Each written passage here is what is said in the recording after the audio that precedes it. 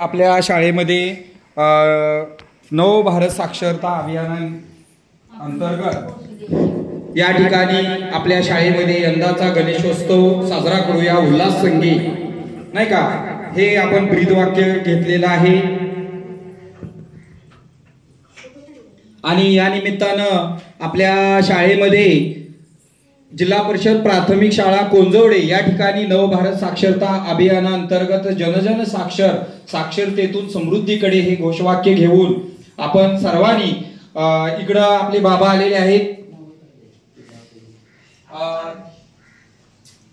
मालन विलास भोसले आजी आलेले आहेत, द्रौपदा मचिंद्र भोसले, भारती शांताराम राजे महाडिक आलेले आहेत, आत्माराम भोसले, आणखी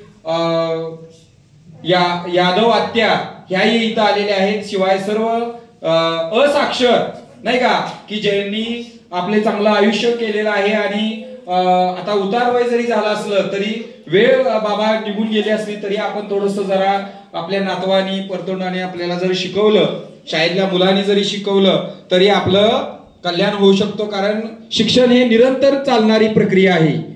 निरंतर म्हणजे काय तर माणूस शेवटच्या क्षणापर्यंत शिक्षण घेत असतो आणि म्हणून आपण काय करायचं आहे, थोडस जरा तुम्हाला वाटेल आता या मुलांना शिकवा, आम्हाला कशाला शिकवताय, तर तसं काय नाही। तुम्हाला वाटलं एखादं चित्र काढा, एखादं लिहून काढा, तुमचं स्वतःचं नाव लिहा, साताऱ्याला जायचंय तर साताऱ्या गाडीची तर पाठी आपल्याला वाचायला येईल, तारळ्याला येणारी गाडी आहे, किंवा जळवला जाणार आहे, जळव तरी वाचता येईल, किंवा जळवची गाडी आहे, तर हाचा फायदा होणार आहे। शिवाय आपल्या शाळेमध्ये विविध कार्यक्रम इथं राबवले जातात, त्याच्यामध्ये 2021-22 पासून 22-23, 23-24 आणि आता 24-25 नंतर 25-26 सालामध्ये आपण आता पदार्पण केलेलं आहे आणि हा 27 सालापर्यंत हा प्रोग्राम चालणार आहे।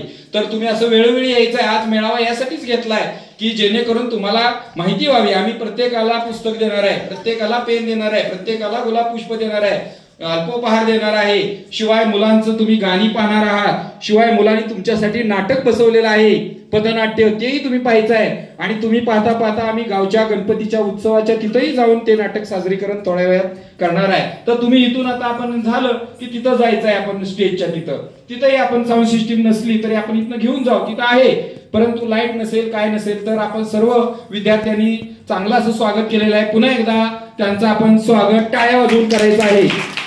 त्यानंतर जे आलेले आहेत त्यांचं गुलाब पुष्प देऊन ओबाळे मॅडम स्वागत करतील। तोपर्यंत बोला त्यांची नाव